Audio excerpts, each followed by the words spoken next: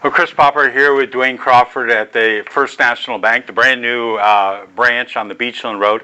But we're here to talk about football. 8-man football starts, well, August 19th. Yeah. It's hard to believe. I know. So, big change for Ellsworth going from 11-man to 8-man. Yeah, it's, we looked at everything in the fall after we graduated. 10 seniors, looked at what we had coming back, incoming freshmen, and, we're going to have 15 to 20 kids on the team. And there's no way we could play Class C, which is what we were moved up to, with those kind of numbers. So this was the best available option, and I think it's an exciting one. It's going to be fun, and, it's going to be a higher scoring game than 11-man just because of the nature of the beast, but the kids are looking forward to it. We've been working on it all summer, and looking forward to the 19th and getting started. 8-man football, obviously the difference between 8-man and 11-man, even graduating high school so long ago, is three players, but it's 2 linemen and a skilled position. Right, exactly, 2 linemen. So what we've taken out, we've center, guard, we've eliminated the tackles, so now it's center, guard, 2 tight ends, or a tight end and a split end. So 5 guys on the line of scrimmage, 3 guys in the backfield, and there you have it. So, really, your split end, tight end, they've got to be able to catch the ball as well, because the playbook is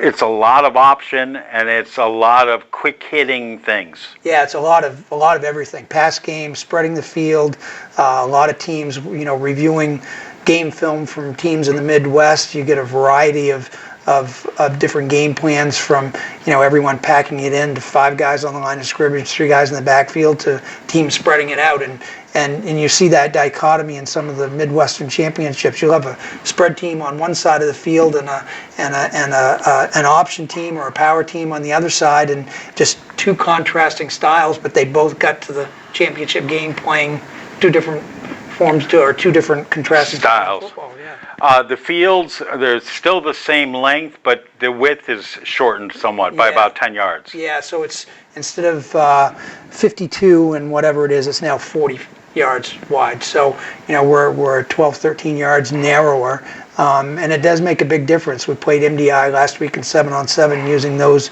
new field dimensions, and that's the first time we really got a chance to try it. And with 7-on-7, which is 1 guy short of what we're doing with 8-man, even though I graduated from high school 30 plus about years the ago. Same years as I did, or more. So it does make a little bit of a difference, and that little extra bit that you were throwing a fade route or a flag route to, you got to get it in, get your feet in bounds a little bit quicker. So one of the things, obviously, the quarterback really has just an incredible role here, because whether it's option or whether it's passing, you just don't hand the ball off and get out of the way. Yeah, you've got, and that's the thing with 8-man football, is you're trying to create advantage in numbers. So, whether you're pulling your guard out to the play side and optioning the backside defensive end, or you're using your quarterback as a running back, you want all the guys involved, and you're missing those 3 guys on the defensive side of the ball. So it's a safety or a linebacker or 2 safeties and a linebacker, or however the team's configured it. So you get through that first level, and a lot of instances you're going to have 1 guy to beat, and then it's off to the races, and that lends itself to a much higher scoring game than the 11-man. Defensively, it's much different. Everybody's got to make sure that they make that tackle. Yeah, we invested in a tackling ball this year, and it's just a big beach ball with some foam around it, and it's on a long elastic cord attached to a base, and trying to work on form tackling, and it's great because you don't have to, there's no contact with another player. But so working on that, and you can stretch it out to 20 or 30 feet and let it go, and it's fairly fast. It's as fast as a runner would be. So you can practice your angle tackling, you can practice head-up tackling, and getting used to making sure that if you're there to make a tackle, you've got to make that tackle, because 90% of the time you're not going to have anybody behind you to help you out with that. We've talked about the fact that the game is much, much, much, much faster. What other changes are there really that people ought to look for? So extra points, I think just because of the numbers on the line, you're going to see probably no one going for an extra. Everything will be 2 points. 2-point conversion. Yeah, I know we're not even going to bother to put it in because you get that edge rusher coming off and you've got nobody there to stop him. So you've got to have a guy that can get that. First of all, you got to have a perfect snap. Second, you got to have a kicker that can get that kick up and off really quickly. And that's, we typically have struggled to find kickers.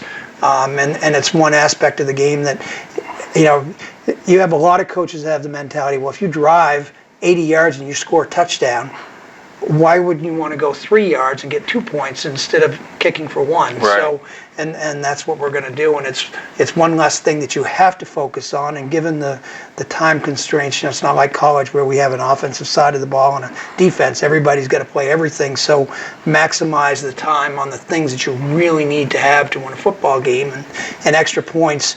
Just because of the nature of the beast, that's something that we'll be going for 2 on every play. Conditioning is going to be key, but one of the things I was surprised at when I saw the Ellsworth preseason schedule is you're not doing 2-a-days. Just I thought I actually called you and I was like, is there a typo here? You're not going to get out on that field at 6 o'clock in the morning? No, we have mornings were usually were conditioning practices, and evenings were X's and O's, and invariably you'd have 2 guys miss the morning or 2 guys miss the evening, and you're constantly recreating the wheel and setting people back, and so one practice, get everybody there. It's easier on parents to get them there. It's easier on work schedules. Implement, combine your conditioning in with your X's and O's. Get them out, if we can do it in 2.5 hours, that would be great. But you got 15 players to work with instead of 25 or 30, so we should be able to get through everything a lot quicker. You'd love to have 30 players, though. I'd love to have 30 players. Yeah. And speaking of that, the Ellsworth Football League, you're starting registration right up, 2 weeks. Yeah, so registration is August 7th, 5 o'clock at the high school. We'll have registration for 3rd through 8th grade, and then a clinic afterwards.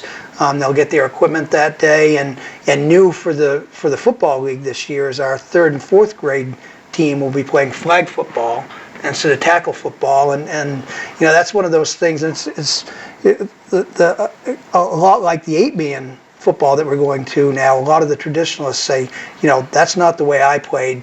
That's not football.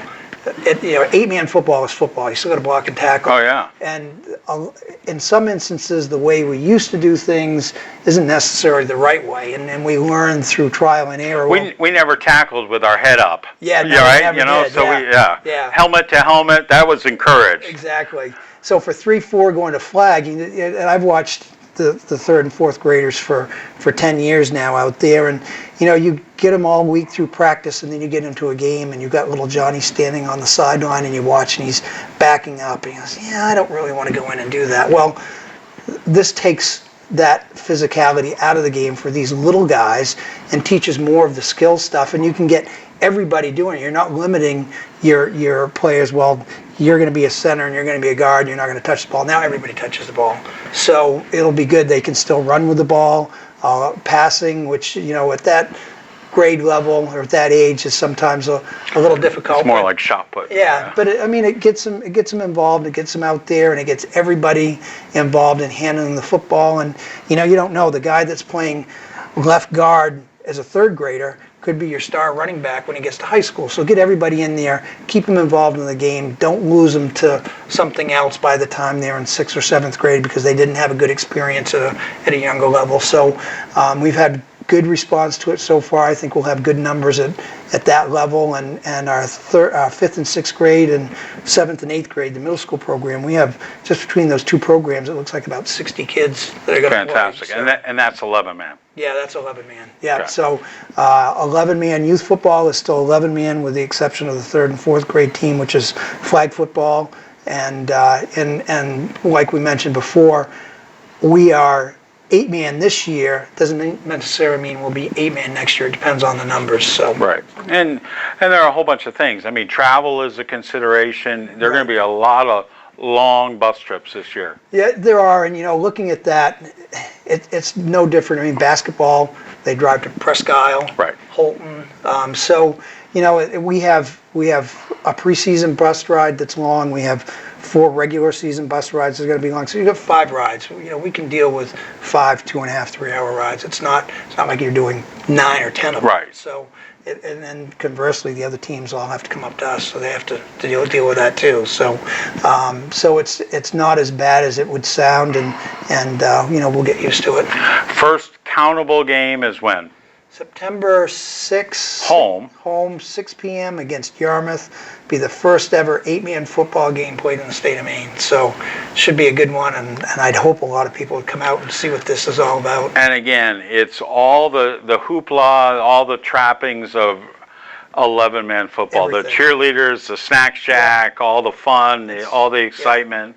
It's Friday Night Lights. Yeah. Just got 3 less guys on the field. And, this 8-man football and 6-man football has been going on for 15 plus years. And the parents have embraced it, and the schools have embraced it, and the players have embraced it. And you get a lot of kids from 8-man going to college and play, and 6-man for that matter going to college and play, and some end up in the NFL. So, one of the biggest oppositions or the biggest complaints that I got from parents when we decided to do this, well, my kid's not going to get that college scholarship. Well, if your kid's good enough, he could be playing 6-man. But let's face it, there aren't many kids in down east Maine that are going Division I or Division II. Right, exactly. It's a tough climb, and I've been to this summer, and this is my second go around with my sons playing football. I had one that played D2,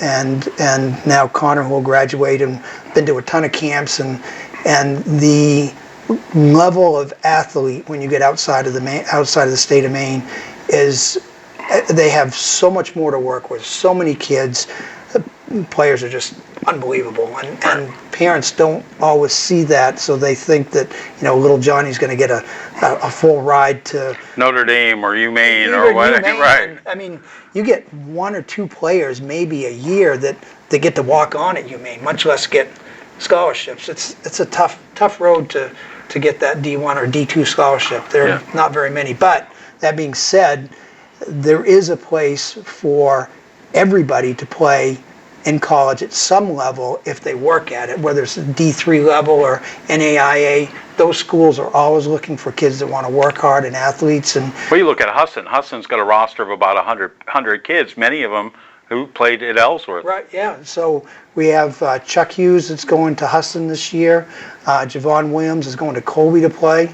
And those are 2 great programs, and Colby is dumping a ton of money into their athletic facilities. Husson's always been a perennial winner and constantly vying for a championship. So, you have a chance to play at that level, and who knows, if you're really good, maybe someone will find you and get to move it up another notch or 2. All right. 8-man football coming to Ellsworth starts August 19th. We'll be along the way chronicling everything. We're going to have coaches shows like we've had in the past, and we look forward to bringing everything about Ellsworth High School to our audience. Thanks for watching. Check out all the other videos we have on the WDEA YouTube channel. Thanks, Chris. Can't wait.